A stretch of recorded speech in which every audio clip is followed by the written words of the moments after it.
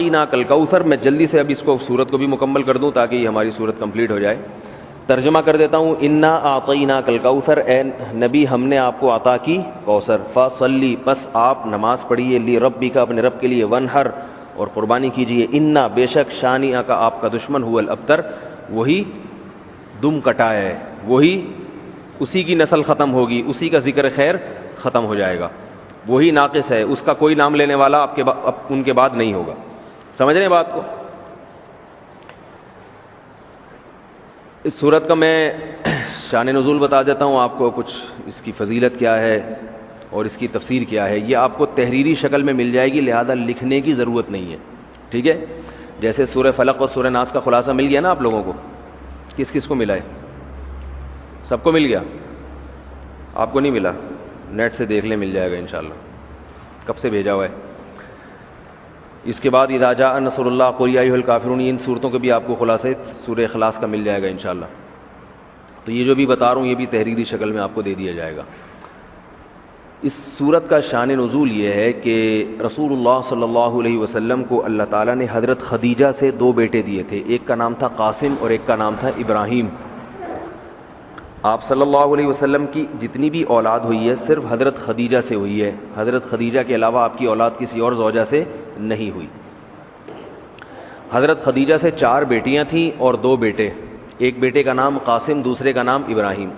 قاسم کی جب ولادت ہوئی ان کا بھی انتقال ہو گیا، اور ابراہیم کی ولادت ہوئی تو ان کا بھی انتقال ہو گیا. عرب میں نرینہ اولاد کی بڑی اہمیت تھی، کیونکہ انسان کا نسب اس کی نرینہ اولاد سے چلتا ہے، بیٹیوں سے نہیں چلتا.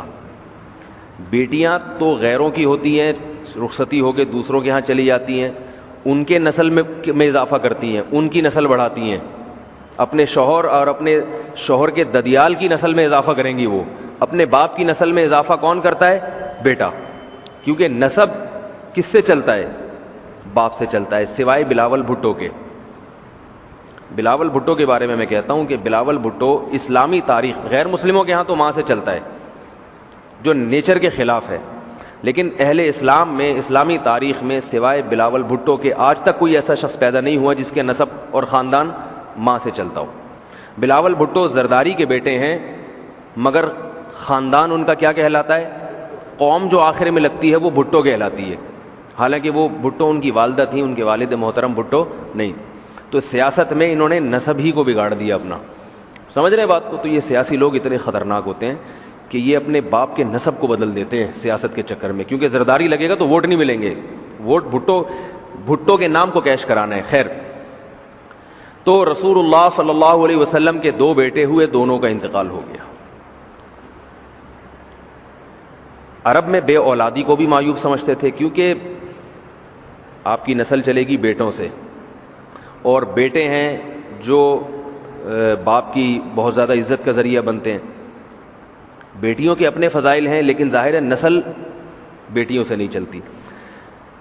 تو جب نبی صلی اللہ علیہ وسلم کے دونوں بیٹے مر گئے، دنیا سے چلے گئے، تو عاص ابن وائل بہت بڑا دشمن تھا اہل اسلام کا، وہ اور قریش، دیگر قریش، وہ یہ کہنے لگے کہ محمد صلی اللہ علیہ وسلم معاذ اللہ ابتر ہیں. کیا مطلب؟ ان کی نسل ختم، اور ان کا نام لینے والا ان کے بعد دنیا میں کوئی نہیں ہوگا، کیونکہ بیٹے ہی نہیں ہیں. تو یاد کون رکھے گا؟ اولاد ہی نہیں ہے، باپ دادا کے نام کون لے گا؟ اولاد تو ہے ہی نہیں، بیٹیاں ہیں. سمجھ رہے بات کو؟ آپ صلی اللہ علیہ وسلم کو اس طعنے سے تکلیف ہوتی تھی، تو اس پر یہ صورت نازل ہوئی کہ اے نبی، آپ کا ذکر ختم نہیں ہوگا، آپ کی روحانی اولاد بہت ہوگی. باقی اللہ نے آپ کو بیٹا کیوں نہیں دیا، یہ دیا تو اٹھا کیوں لیا، اس کی حکمت ایک اور مقام پہ بیان کی گئی ہے، وہ میں بتاتا ہوں آپ کو بعد میں. لیکن بتایا گیا کہ اے نبی، آپ کا ذکر ختم نہیں ہوگا، بلکہ یہ جو کہہ رہے ہیں نا کہ آپ کو خیر نہیں ملی، ابتر اسے کہتے ہیں جس کے نسل میں یا جس کو، کیونکہ جس کی اولاد نہیں ہے نا اس کو یہ سمجھا جاتا ہے، اور حقیقت بھی ایسا ہی ہے کہ بہت بڑی خیر سے محروم ہو گیا. وہ بڑھاپے میں خدمت کے لیے نہیں ہے، کاروبار سنبھالنے کے لیے کوئی نہیں ہے، دین کے مشن کو آگے لینے کے لیے، چلانے کے لیے نہیں ہوگا، اور تذکرہ نسل میں نہیں ہو سکے گا. تو یہ ساری بھلائیوں سے انسان محروم ہو جاتا ہے. تو نبی کو تسلی دی گئی انا اعطینا الکوثر، اے نبی ہم نے آپ کو خیر کوثر کہتے ہیں خیر کثیر کو، بہت زیادہ بھلائیاں ہم نے آپ کو عطا کر دی ہیں۔ کوثر سے نہر کوثر تو ہے، لیکن کوثر کا جو لغوی مطلب ہے، ڈکشنری میں جو مطلب ہے وہ کیا ہے؟ اصل میں حوض کوثر کو نہیں کہتے، بلکہ کسے کہتے ہیں؟ خیر کثیر۔ اے نبی ہم نے آپ کو خیر کثیر عطا کی ہے، جس میں کیا ہے؟ نبوت، عزت، آپ کا قیامت تک تذکرہ ہوتا رہے گا، یہ ساری چیزیں ہم نے آپ کو عطا کر دی ہیں، لہذا ان کے تانوں سے پریشان ہونے کی ضرورت نہیں ہے۔ ان کے نرینہ اولاد ہوگی تو بھی ان کا تذکرہ نہیں ہوگا، اور آپ کے نرینہ اولاد نہ ہو کے بھی آپ کی روحانی اولاد قیامت تک باقی رہے گی، اور آپ کا تذکرہ بہت زیادہ ہوتا رہے گا۔ یہ خیر کثیر ہم نے آپ کو عطا کی ہے۔ پھر اسی خیر کثیر میں سے ایک خیر حوض کوثر بھی ہے، جس کا نام کوثر اس لیے رکھا گیا کہ وہ ایک پانی کی نہر ہے جو نبی صلی اللہ علیہ وسلم کو قیامت کے دن دی جائے گی، اور آپ صلی اللہ علیہ وسلم خود بھی اس سے پئیں گے اور اپنے امتیوں کو بھی اس سے پلائیں گے۔ اس پانی میں بھی اللہ نے خیر کثیر رکھی ہے۔ وہ خیر کثیر کیا ہے وہ ابھی انشاءاللہ میں بتاؤں گا۔ تو اس کا مصداق یعنی یہ آیت منطبق ہوتی ہے حوض کوثر پر بھی، ٹھیک ہے؟ تو یہ تو اس کا شان نزول ہے کہ اللہ نے بتا دیا کہ یہ جو آپ پر طنز اور طعنے کر رہے ہیں یہ لوگ ہیں جن کی نسل ہے ختم ہونے والی، ان کا نام لینے والا کوئی بھی نہیں ہوگا۔ بڑے بڑے سرداروں کے نام تو لیا جاتا ہے ان کا آج، لیکن اچھے جذبے سے نہیں لیا جاتا، ان کا نام برائی کے طور پہ لیا جاتا ہے۔ یہ تو اس صورت کا ہو گیا شان نزول۔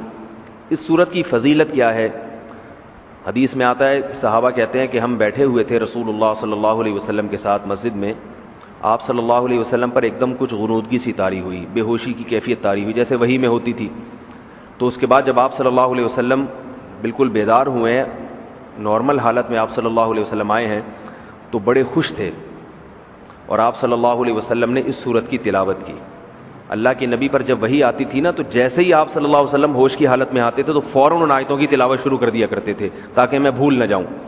تو آپ نے فوراً بسم اللہ الرحمن الرحیم پڑھا، اور انا اعطیناک الکوثر فصل لربک وانحر ان شانئک هو الابتر، یہ آیتیں نازل ہوئیں اور آپ نے فوراً ان آیتوں کی تلاوت شروع کر دی۔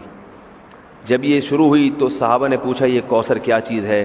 آپ صلی اللہ علیہ وسلم نے فرمایا میرے رب نے مجھے بشارت دی ہے کہ قیامت کے دن مجھے ایسی نہر ملے گی، وہ نہر ایسی ہے کہ اس کے جو پیالے ہیں جس سے لوگ پانی پئیں گے وہ چاندی کے ہیں، اور ان کی تعداد ان پیالوں کی گلاسوں کی اتنی ہے جیسے آسمان کے ستارے، اور اس نہر کا پانی برف سے زیادہ سفید ہے اور شہد سے زیادہ میٹھا ہے، اور میری امت میں کوئی بھی اس کا پانی پیے گا تو اسے کبھی بھی پیاس نہیں لگے گی۔ میدان حشر میں جو لوگوں کا سب سے بڑا مسئلہ ہوگا وہ پیاس ہوگا، سب سے بڑا مسئلہ۔ اور کہتے ہیں سمندروں کا پانی بھی اگر پی لے کوئی ساتوں سمندروں کا تو اس کی پیاس نہیں بجھے گی۔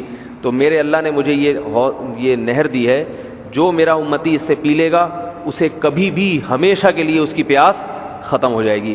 پھر آپ صلی اللہ علیہ وسلم نے فرمایا اسی موقع پر، اسی حدیث میں، کہ کچھ میری امتی آئیں گے حوض کوثر سے پانی پینے کے لیے، فرشتے انہیں وہاں سے ہٹائیں گے، دھتکاریں گے، میں کہوں گا کہ یہ میرے امتی ہیں، تو فرشتے کہیں گے کہ آپ کو علم نہیں ہے ما احدثوا بعدک، کہ انہوں نے آپ کے بعد بدعتیں ایجاد کر لی تھی، ہیں تو آپ کے امتی مگر انہوں نے آپ کے دین میں تبدیلیاں کر لی تھی، جو دین آپ ان کو دے کر گئے تھے اس پر انہوں نے قناعت نہیں کی، اپنی طرف سے اس میں اضافے کیے، ایڈیشن کہتے ہیں نا، بہت ساری چیزیں بڑھا لی انہوں نے۔